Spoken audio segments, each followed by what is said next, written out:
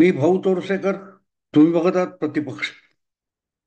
मित्रांनो, 23 तारीखला विधानसभेचे निकाल आले आणि सुनामी आली. काय काय झालं आणि जी काय पडझड झाली त्याच्यात महाविकास आघाडी वाहून गेली. महायुतीला प्रचंड म्हणजे राक्षसी बहुमत मिळालं वगैरे. ह्या सगळ्या चर्चा आपण ऐकलेल्या आहेत. पण एवढं सगळं होऊन सुद्धा निकालानंतर जवळजवळ 5 दिवस होत आले तरी मुख्यमंत्र्याचं नाव ठरत नाही आणि सरकारचा शपथविधी होत नाही. म्हणून सगळेच्या सगळे राजकीय अभ्यासक विश्लेषक चिंताक्रांत झालेले आहेत. जे जिंकले त्यांना सरकार बनवण्याची घाई नाहीये आणि बाकीच्यांना मात्र उतावळेपणा झालेला आहे. आणि त्यामुळे प्रत्येक गोष्टीचा आपल्याला पाहिजे तसा अर्थ लावणं, याची जी घाई सगळ्यांना झालेली आहे ते आपण बघतोय. मला अशा वेळेला 2 दिवस एकनाथ शिंदे यांनी मौन पाळलं आणि मग मुख्यमंत्री पद त्यांना परत मिळणार नाही म्हणून ते नाराज झालेले आहेत आणि भारतीय जनता पक्षाने परत एकदा कसं फसवलं वगैरे वगैरे बऱ्याच गोष्टी सुरू झाल्या. बऱ्याच गोष्टी काय असतं मित्रांनो, मला ते कबीराचा का कोणाचा दोहा कुठेतरी ऐकलेला आठवतो. तो त्यात म्हणतो की जिसकी रही भावना जैसी प्रभू मूर्ती न देखी तैसी. तुमच्या मनात जो भाव असेल त्यानुसारच समोरच्या परिस्थितीचं आकलन करता आणि तुमच्या मनात असेल तेच तुम्ही समोर बघता. मग समोर कृष्णाची मूर्ती असेल त्याच्यात तुम्ही गणपती बघू शकता, गणपतीच्या मूर्तीमध्ये तुम्ही हनुमान बघू शकता. कारण तुमच्या मनात जी भावना आहे त्यानुसारच तुम्ही बघता आणि मग तसं वर्णन करायला लागतं. नेमकं आजकालच्या पत्रकार आणि विश्लेषकांची ती अवस्था झालेली आहे. काय होतंय हे बघण्याची इच्छाच नाहीये. त्यापेक्षा आपल्याला काय वाटतं तेच घडतंय अशी समजूत करून घेऊन ते बघायचं, जे घडलेलं नाही, जे होत नाही आणि त्याची वर्णनं करायची आणि त्याचे अन्वयार्थ लावायचे. याचा इतका उतावळेपणा चालतो की पदोपदी पत्रकारांना, विश्लेषकांना, वर्तमानपत्रांना आणि चॅनेल्सना तोंडघशी पडावं लागत असतं. निकाल लागेपर्यंत अगदी ओपिनियन पोल वगैरे आले तरी सुद्धा महाविकास आघाडी आणि महायुती यांच्यात कशी टक्कर आहे, काटेकी टक्कर आहे सांगणारे हे नंतर सुनामी का आली त्याची मीमांसा करतायत. अरे जर काटेकी टक्कर नव्हतीच, एकतर्फी निवडणूक जाते, याचा थांग पत्ता किंवा सुगावा सुद्धा तुम्हाला लागला नाही, त्यांना त्या निवडणुकीचा आशय आणि विषय समजलेला सुद्धा नसतो आणि ते जेव्हा त्याची मीमांसा करायला लागतात तेव्हा ते अधिकाधिक हास्यास्पद ठरायला लागतात. आणि नेमकी तीच गोष्ट निकालानंतर 5 दिवस ज्या काय बातम्या, ब्रेकिंग न्यूज, त्यामागची कारणं आणि त्याची मीमांसा वगैरे चालली आहे, त्यातून तोच हास्यास्पद प्रकार चालू होता. आणि म्हणून मग एकनाथ शिंदे असोत, देवेंद्र फडणवीस असोत, अजितदादा असोत, हे जे 3 महायुतीचे म्होरके आहेत त्यांच्या वागण्याचा, बोलण्याचा नको नको तो अर्थ लावला जात होता किंवा असल्या कटकटीपासून जवळजवळ 2 दिवस मुख्यमंत्री एकनाथ शिंदे बाजूला राहिले किंवा त्यांनी विधानसभेची मुदत संपल्यामुळे जी एक तांत्रिकता असते ती विधानसभाच नाही तर मग सरकार म्हणून काम करणारे जे मंत्रिमंडळ आहे त्याच्याही पाठीशी कुठलीही विधानसभा नसल्यामुळे राजीनामा देणं मुख्यमंत्र्याला भाग असतं आणि मुख्यमंत्र्याने राजीनामा दिला की त्याला राज्यपाल तू काळजीवाहू सरकार म्हणून काम कर किंवा काळजीवाहू मुख्यमंत्री म्हणून काम कर असं सांगतात. आणि हे सगळं झाल्यानंतर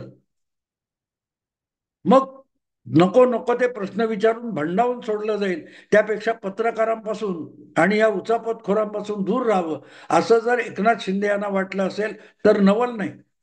पण त्याचा अर्थ मग ते मुख्यमंत्री पदासाठी हट्ट धरून बसलेत, मुख्यमंत्री नाराज आहेत, त्यांचा दावा मुख्यमंत्री पदावरचा कायम आहे आणि हे स्पष्टपणे कुठूनही बातमी किंवा पुरावा मिळत नसल्यामुळे मग अजितदादा असोत, एकनाथ शिंदे असोत किंवा फडणवीस असोत, त्यांच्या पक्षातल्या इतर कुठल्याही फुटकळ नेत्याला पकडायचा आणि त्याची प्रतिक्रिया विचारायची. अगदी बुधवारी तर ठाण्यातल्या शिवसैनिकांना सुद्धा प्रतिक्रिया विचारल्या गेल्या. आता कुठल्याही पक्षाचा कार्यकर्ता असतो, त्याला आपल्या पक्षाचा नेता मुख्यमंत्री किंवा सर्वोच्च पदी जावा असं वाटलं तर त्यात नवल नाही, त्यात काही आश्चर्य नाही. पण ते सांगितलं तर आपली बातमीच उरत नाही. त्यामुळे त्यात काहीतरी खळबळ माजवायची. म्हणून एकनाथ शिंदे नाराज आहेत, अजितदादांनी दावा केलाय, अजितदादांनी अडवून ठेवलंय किंवा अजितदादांनी एकनाथ शिंदेची गोची गेली, फडणवीस बोलत नाहीत, फडणवीसनी दगा दिला, वाटेल ते फुगे फुगे फुगे उडवले जात होते, पतंग उडवले जात होते. पण या सगळ्याला शेवटी बुधवारी एकनाथ शिंदे यांनी ज्या प्रकारे पूर्ण विराम दिला, त्याचाही अर्थ कसा लावायचा हे यांना कळलेलं नाही. कारण यांना असं मला वाटतं की एकनाथ शिंदे कळलेला नाही, देवेंद्र फडणवीस कळलेला नाही किंवा अजितदादा पवार सुद्धा कळलेले नाही. आणि म्हणून त्या तिघांमध्ये सत्ता स्पर्धा आहे हे यांच्या डोक्यातलं जे गणित आहे, त्यामुळे एकमेकाविरुद्ध त्या तिघांना झुंजवायचा खेळ सुरू झाला. पण असली पत्रकारिता करणारे आणि अशा प्रकारे विश्लेषण आणि गुंतागुंत आणि रहस्य सांगायला निघालेले एक गोष्ट विसरतात की तुम्ही या सगळ्या राजकारण्यांना तुमच्या पटावरची प्यादी समजलात, शतरंजच्या खेळातल्या सोंगट्या समजलात. म्हणून हे सगळे बुद्धिबळाच्या पटावरच्या सोंगट्या नाहीत. हा राजकारणात ते बुद्धिबळच खेळत असतात, पण त्यात ते स्वतः खेळाडू असतात आणि पत्रकारांच्या किंवा अभ्यासकांच्या आणि विश्लेषकांच्या हातातली मोहरे आणि प्यादी नसतात. ती जिवंत माणसं असतात. त्यांना त्यांचे त्यांचे मतलब स्वार्थ असतात, त्यांचा त्यांचा दृष्टिकोन असो, धोरणं असतात आणि त्यानुसार भावना आणि व्यवहार यांची गल्लत होऊ न देता ही माणसं अत्यंत व्यवहारीपणे काम करत असतात. उद्धव ठाकरे हा त्यातला अपवाद आहे. उद्धव ठाकरेंना राजकारणाचा व्यवहार कळत नाही, भावना कळत नाही, काहीही कळत नाही. त्यांना आत्ता मला काहीतरी हवं असं लहान मूल जसं हट्टीपणा करतं, तसं राजकारण उद्धव ठाकरे करतात. आणि त्यांनाच एक नंबरचा मुख्यमंत्री ठरवून बसलेले जे विश्लेषक पत्रकार वगैरे आहेत, त्यांना एकनाथ शिंदे किंवा देवेंद्र फडणवीस, अजितदादा समजू सुद्धा शकत नाहीत. आणि म्हणून ही माणसं कशी वागतील, कुठल्या दिशेने जातील, त्यांच्या डोक्यात कुठले विचार चालू आहेत, ही कल्पना सुद्धा तुम्हाला करता येत नाही. आणि म्हणूनच मग त्यांनी केलेलं वक्तव्य म्हणजे त्यांची उक्ती आणि त्यांनी केलेलं काम म्हणजे कृती, या दोन्हीचाही अर्थ अशा विश्लेषकांना लागत नाही. तेव्हा मग ते आपल्या मनात ज्या कल्पना उड्या मारत असतात, त्या कल्पनाच वास्तव आहे म्हणून सांगायला लागतात. आणि त्यामुळे एकनाथ शिंदे यांनी आपण मुख्यमंत्री होणार नाही असे संकेत देणारी जी पत्रकार परिषद घेतली, त्यातून नको नको ते अर्थ काढले गेले. की भाजपची ऑफर त्यांनी नाकारली, आपल्या मुलाला उपमुख्यमंत्री करणं किंवा कुठल्या तरी पदाच्या बदल्यात त्यांनी सौदा केला, इथपासून वाटतील ते ते अर्थ लावले गेले. पण एक सामान्य रिक्षावाला मुख्यमंत्री पदापर्यंत पोहोचला तर त्यामध्ये ज्या वेगवेगळ्या लोकांचं योगदान आहे, त्यामध्ये जितकं आनंद दिघेंचं योगदान आहे, तितकंच बाळासाहेबांचं योगदान आहे, तितकंच त्यांच्याबरोबर बंडाला आणि राजकीय धोका पत्करायला निघालेल्या 40 आमदारांचं योगदान आहे, आणि तितकंच या सगळ्या बंडाला अगदी ठामपणे डोंगरासारखं पाठीशी उभं राहून साथ देणाऱ्या फडणवीस, अमित शहा आणि नरेंद्र मोदींचं सुद्धा योगदान आहे. आणि हे योगदान आहे म्हणून 2022 पर्यंत जो माणूस केवळ ठाण्याचा नेता होता, ठाण्यातल्या एका पक्षाचा नेता होता, तो गेल्या 2.5 वर्षामध्ये संपूर्ण महाराष्ट्राचा आणि महाराष्ट्रव्यापी नेता होऊन गेला. आणि निवडणूक पूर्ण होता होता, निवडणुकीचे निकाल येता येता महाराष्ट्रातल्या महिलांचा लाडका भाऊ होऊन गेला. तर हे लाडका भाऊ होण्यापर्यंत मजल मारण्याचं जे कर्तृत्व या माणसाने गाजवलंय त्याच्या पाठीशी एक मोठी ताकद काम करत होती. त्याला सुप्रियाताई नेहमी अदृश्य शक्ती म्हणतात. प्रिया, हा, सुप्रिया सुळे ज्या अदृश्य शक्ती म्हणतात, किंवा खुद्द एकनाथ शिंदे ज्याला महाशक्ती म्हणतात, ते देवेंद्र फडणवीस, अमित शहा आणि नरेंद्र मोदी होते. आणि अशी माणसं जेव्हा पाठीशी उभी राहतात, तेव्हा त्यांच्या सोबत राहिलो आणि त्यांच्या सल्ल्यानुसार काम करत राहिलो तर यापेक्षाही मोठी संधी मिळू शकेल याची अनुभूती आणि विश्वास माणसात निर्माण होतो. आणि त्यातूनच एकनाथ शिंदे यांनी आज पत्रकार परिषद घेऊन जे काय भूमिका मांडली त्यातून एक गोष्ट साफ झाली की या माणसाला दीर्घकालीन राजकारण करायचे. पण हे करता करता जे काही ज्या वाक्यात, ज्या मोजक्या शब्दामध्ये एकनाथ शिंदे यांनी आपल्या भावना आणि घटनाक्रम व्यक्त केलेला आहे, तो बघितला तर हा अत्यंत चतुर राजकारणी होऊ शकतो आणि पुढची 20 वर्ष, 15 वर्ष महाराष्ट्राच्या आणि देशाच्या राजकारणात आपला ठसा उमटवू शकतो याची खात्री पटते. आणि मी एवढ्यासाठी सांगतो की 5 वर्षापूर्वी उद्धव ठाकरे यांनी जो खोटारडेपणा केला होता तो एकनाथ शिंदे यांनी बुधवारच्या पत्रकार परिषदेतून साफ उघडा पाडलेला आहे. साफ उघडा पाडलाय. 5 वर्ष जे असत्य, जे धादांत खोट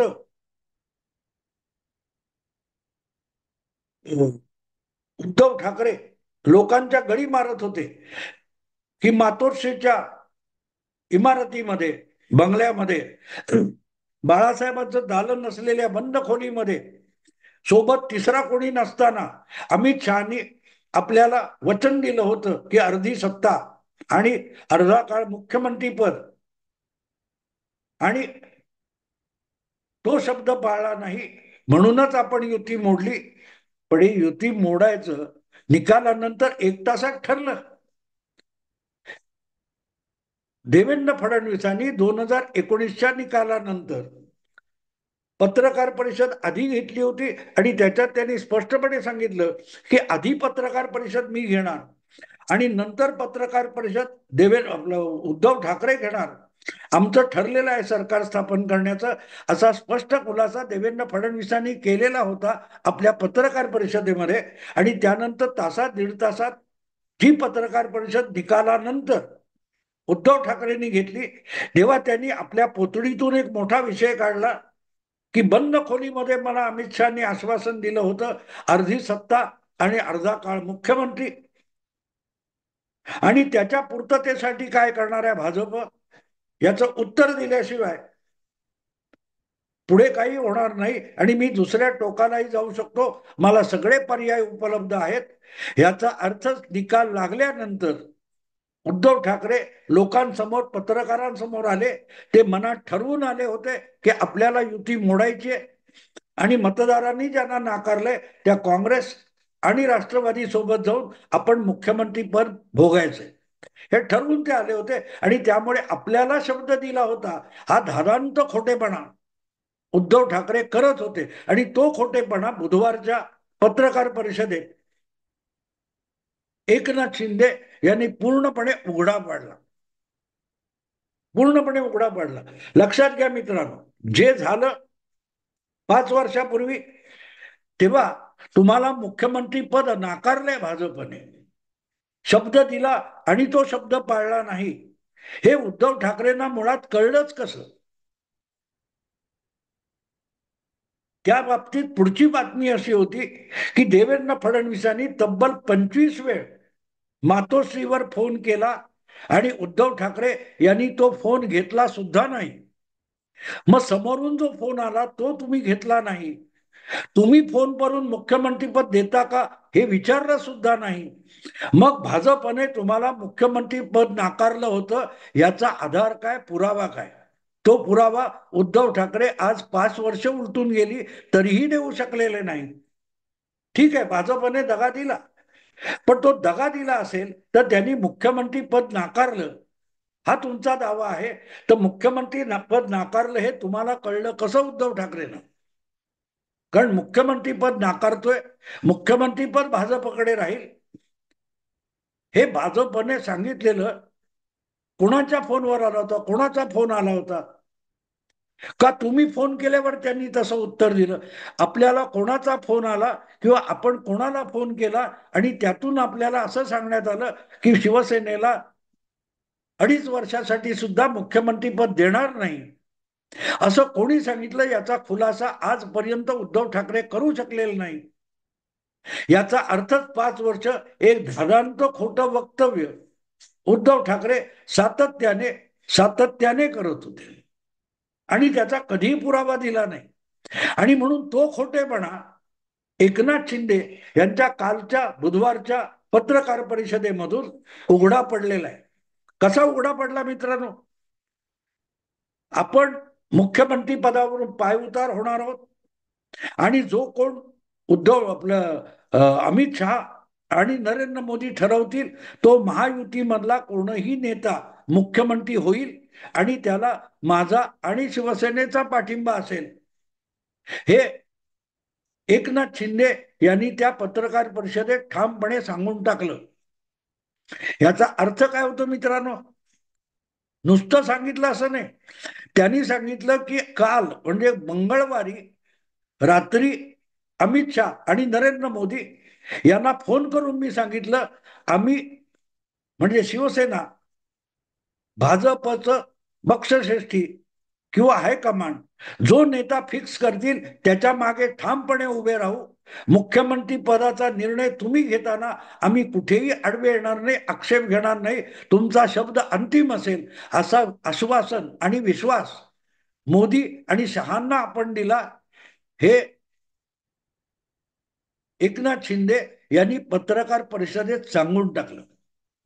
5 वर्ष उलटून गेली, आपल्याला दगा दिला, आपल्याला फसवलं, मुख्यमंत्री पदाचं आश्वासन दिलं, पाळलं नाही असं सांगणारे उद्धव ठाकरे 5 वर्षात एकदाही असं ठामपणे सांगू शकले नाहीत की मी अमित शहाना फोन केला होता, मी नरेंद्र मोदींना फोन केला होता, नरेंद्र मोदींचा फोन आला होता, अमित शहाचा फोन आला होता आणि बोलणं झालं त्याच्यात मी मुख्यमंत्री पदाच्या वचनाची आठवण करून दिली आणि त्यांनी नकार दिला, असं उद्धव ठाकरे एकदाही सांगू शकले नाहीत.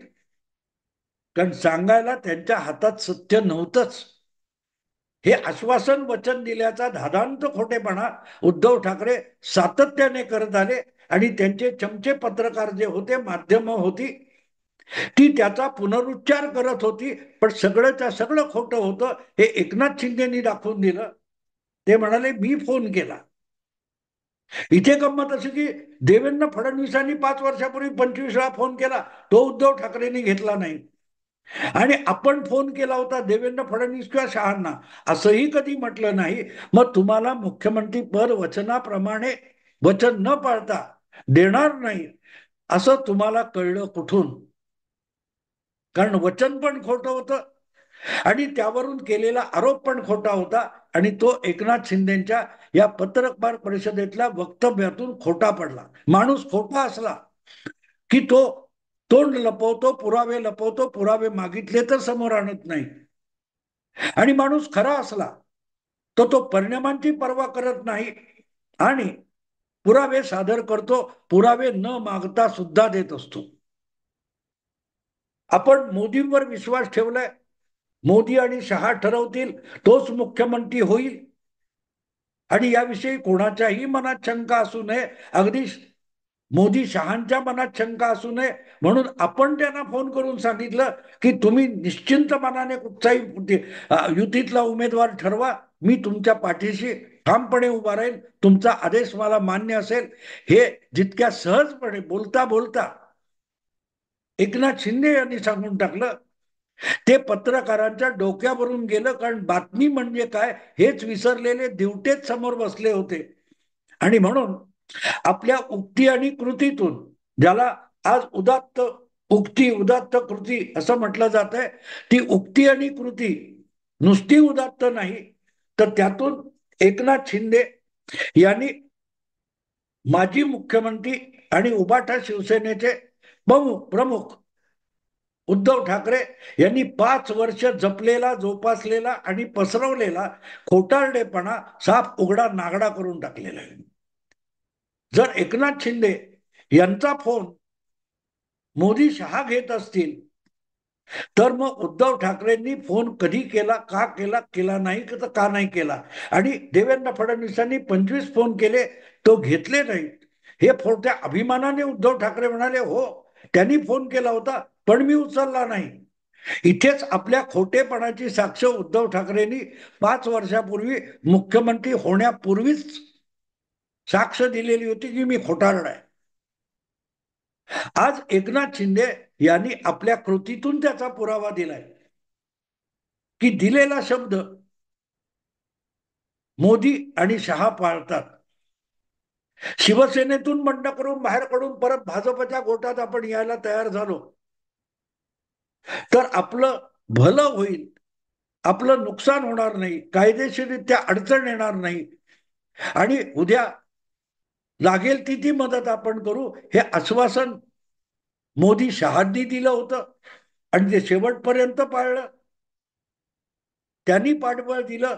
हे सगळं या पत्रकार परिषदेत एकनाथ शिंदे सांगतात तेव्हा ते सांगतायत की जर मला माझ्यासारख्या एका सामान्य शिवसैनिकाला जो ठाण्यापुरता मर्यादित शिवसेनेतच होता त्याला महाराष्ट्रव्यापी नेता बनवणारे मोदी आणि शहा हे विश्वासार्ह आहेत आणि मी त्यांच्या विश्वासाला किंमत देतो, सलाम करतो आणि म्हणूनच ते जर आज ठरवणार असेल तर त्यांचा शब्द माझ्यासाठी अंतिम असेल. खोटारड्या उद्धव ठाकरे यांच्यापेक्षा विश्वासार्ह मोदी शहा यांच्यावर मी विश्वास ठेवतो ही ग्वाही जेव्हा एकनाथ शिंदे देतात तेव्हा ते 5 वर्षापासून उद्धव ठाकरे मुख्यमंत्री पदाच्या लालसेने किती धादांत खोटं बोलत होते याचा सगळ्यात मोठा पुरावा सादर करतात. आणि ज्यांना तो पुरावा बघायचा नसतो, नुसत्याच ब्रेकिंग न्यूज करायचा असतात, त्यांना तो पुरावा कळत सुद्धा नाही. आणि म्हणून आपल्या उदात्त उक्ती कृतीतून उद्धव ठाकरेंच्या खोटारडेपणाचा सगळ्यात मोठा पुरावा एकनाथ शिंदे यांनी दिला. त्याची नंतर कुठच्याही चॅनेलवर बातमी सुद्धा झाली नाही, वर्तमानपत्रात सुद्धा बातमी झाली नाही. आणि त्या पत्रकार परिषदेतली सगळ्यात मोठी बातमी माझ्या मते कुठची असेल तर मुख्यमंत्री पदापासून आपण दूर होतोय ही बातमी असण्यापेक्षा त्या पत्रकार परिषदेमध्ये वक्तव्य जे केलं त्यातून एकनाथ शिंदे यांनी उद्धव ठाकरे यांचा खोटारडेपणा पुरता चव्हाट्यावर आणला. मित्रांनो, आता इथेच थांबतो. आवडलं लाईक करा, शेअर करा आणि प्रतिपक्षाला सबस्क्राईब करा. नमस्कार.